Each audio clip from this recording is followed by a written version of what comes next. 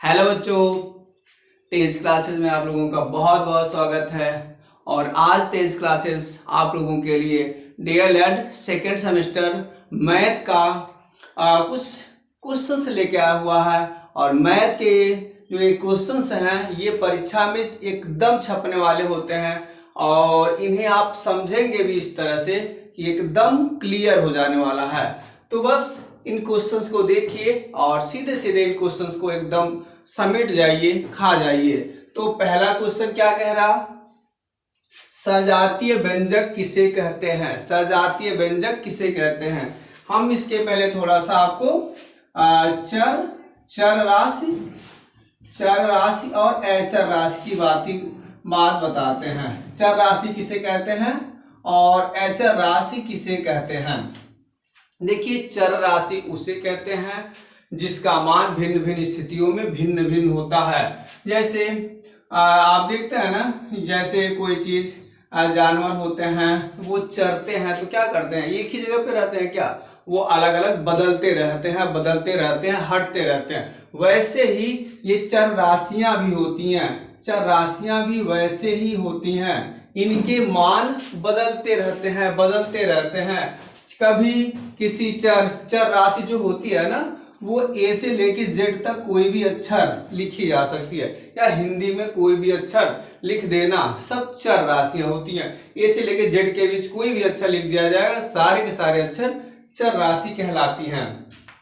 अब इसी में से कोई चर, मान लीजिए x ले लिया, x का मान कहीं 3 मिलता है, कहीं x का मान आपको 5 मिलता है, कहीं x का मान 7 मिलता है। तो बताइए, ये चर नहीं है, बदल नहीं रहा, स्थान बदल नहीं रहा, अपना वैल्यू बदल नहीं रहा। तो जो अपना वैल्यू बदल देता है वो सारी की सारी राशियां चर राशि कहलाती हैं।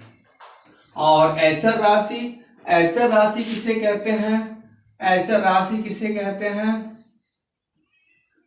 नॉन वेरिएबल, ऐसी राशियां जिनका मान भिन्न भिन्न स्थितियों में भिन्न भिन्न नहीं होता है, मतलब जिनका मान एकदम निश्चित होता है, हमेशा निश्चित होता है, उसे हम अचर राशि कहते हैं। जैसे कोई जानवर है, जब बांध दिया जाएगा, एक जगह पे फिक्स कर दिया जाएगा खूंटे पे, तो क्या हो जाएगा, अचर जैसा बिहेव करने लगेगा। अब वो वहां से इधर उधर कहीं नहीं जा सकता, उसका निश्चित स्थान फिक्स हो गया। और अगर उसे खोल दिया जाएगा तो फिर चरने लगेगा, मतलब विभिन्न स्थितियों में भिन्न भिन्न मान प्राप्त कर सकता है। तो इस तरह से चर और अचर आप समझ गए होंगे। ये जो चर राशियां होती हैं, चर राशियां कौन कौन सी होती हैं? जितनी भी अंकें होती हैं, सारी की सारी अंकों को या संख्याओं को, सभी की सभी अंकों या संख्याओं को अचर राशि कहा जाता है। तो इस तरह से चर और अचर क्लियर हुआ होगा।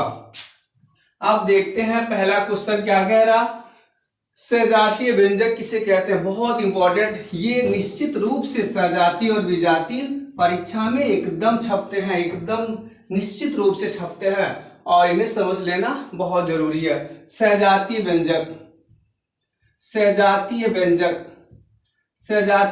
क्या होते हैं? सजातीय व्यंजक क्या होते हैं? ऐसे व्यंजक जिनमें एक ही प्रकार की चर राशि, एक ही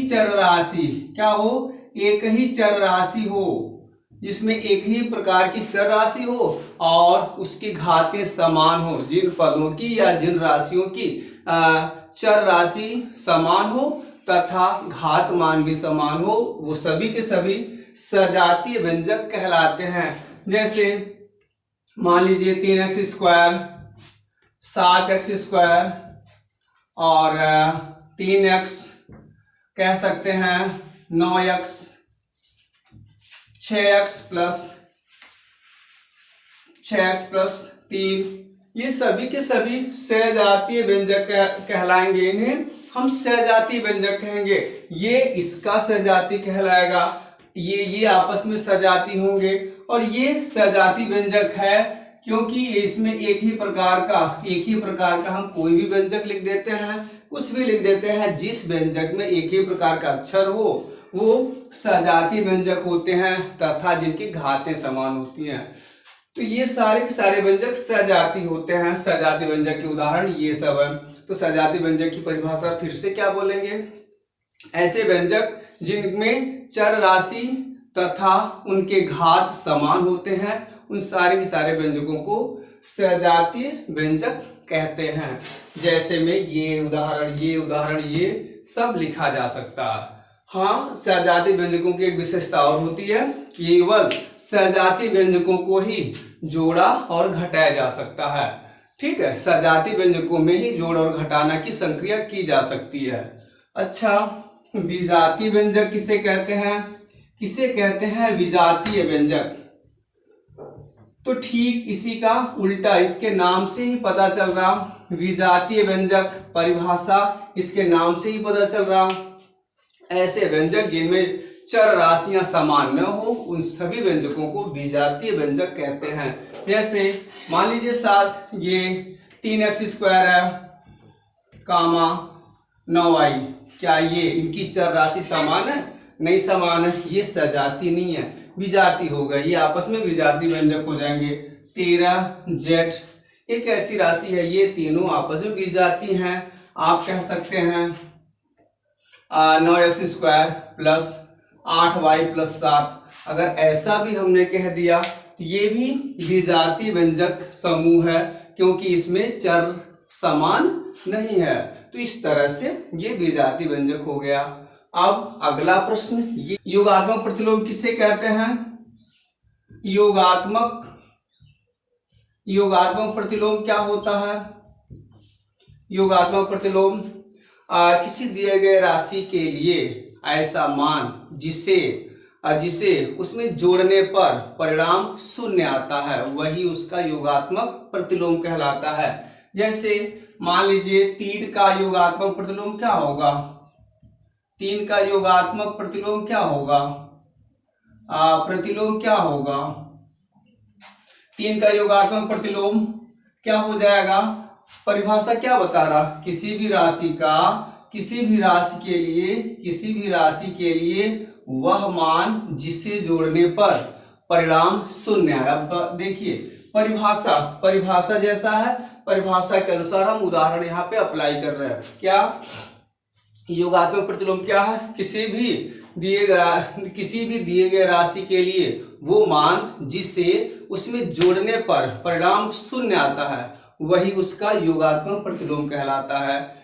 जैसे मान लीजिए 3 का योगात्मक प्रतिलोम हमने x माना है, तो 3 में x को जोड़ दिया और बराबर लिख दिया 0, तो इसका योगात्मक प्रतिलोम जो x है ये क्या मिल रहा? ये +3 उधर जाएगा तो -3, तो इसका मतलब क्या हुआ? 3 का योगात्मक प्रतिलोम -3, अतः 3 का योगात्मक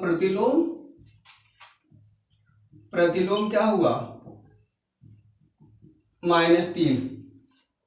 और एक बात और याद कर लें, किसी भी राशि का योगात्मक प्रतिलोम जो होता है वो उसका चिन्ह बदल देने से ही प्राप्त हो जाता है। जैसे हम कहें 7 का योगात्मक प्रतिलोम क्या होगा? आखिर 7 में किससे जोड़ने पर शून्य आएगा? -7। हम कहते हैं -9 का योगात्मक प्रतिलोम, केवल चिन्ह बदल दीजिए बस वही परिणाम आ जाता है। -9 का योगात्मक प्रतिलोम +9, ऐसे ही कुछ भी कर सकते हैं, हर राशि के लिए यही होता है। तो ये योगात्मक प्रतिलोम हो जाता है। गुणात्मक तत्समक किसे कहते हैं? अगला क्वेश्चन है गुणात्मक तत्समक। तो देखिए गुणात्मक तत्समक क्या है? गुणात्मक तत्समक किसे कहते हैं? गुणात्मक तत्समक, तो गुणात्मक तत्समक मतलब ऐसी राशि जिसे किसी में गुणा करवाने पर परिणाम हमेशा वही राशि प्राप्त होती है, उसे हम गुणात्मक तत्समक कहते हैं। गुणात्मक तत्समक क्या है? वह राशि जिसका किसी में गुणा करवाने पर परिणाम पुनः वही राशि प्राप्त हो जाती है, उस राशि को हम गुणात्मक तत्समक कहते हैं। और गुणात्मक तत्समक एक होता है। क्या होता है? गुणात्मक तत्समक हमेशा एक होता है, ऐसे बोल देंगे। जैसे देखिए एग्जांपल में, जैसे में आप क्या कह सकते हो बताइए, 7 में किसका गुणा करवाएं बराबर 7 आए। 11 में किसका गुणा करवाएं, बराबर 11 आए। तो किसी राशि के लिए वह अंक, वह राशि जिसका गुणा करने पर परिणाम फिर वही राशि आ जाए, वही उस राशि को गुणात्मक तस्मक कहते हैं। तो ये एक गुणात्मक तस्मक है। यहाँ पे लिए इसके लिए ऐसी कौन सी अंक है जिसका गुणा करवाने पर पुनः यही आ जाए, वही इसका गुणात्मक तस्मक, तो गुणात्मक तस्मक 1। तो इस तरह से गुणात्मक तस्मक क्लियर हुआ और आज का ये छोटा सा वीडियो भी कंप्लीट हुआ। उम्मीद करते हैं ये सब आपको अच्छे से समझ में आया होगा। तो प्लीज चैनल को सब्सक्राइब करें, जिससे आगे के वीडियोस आप तक पहुंचेंगे और आपकी पढ़ाई में जरूर लाभ पहुंचाएंगे। तो इस तरह से आज के लिए बस इतना। जय हिंद।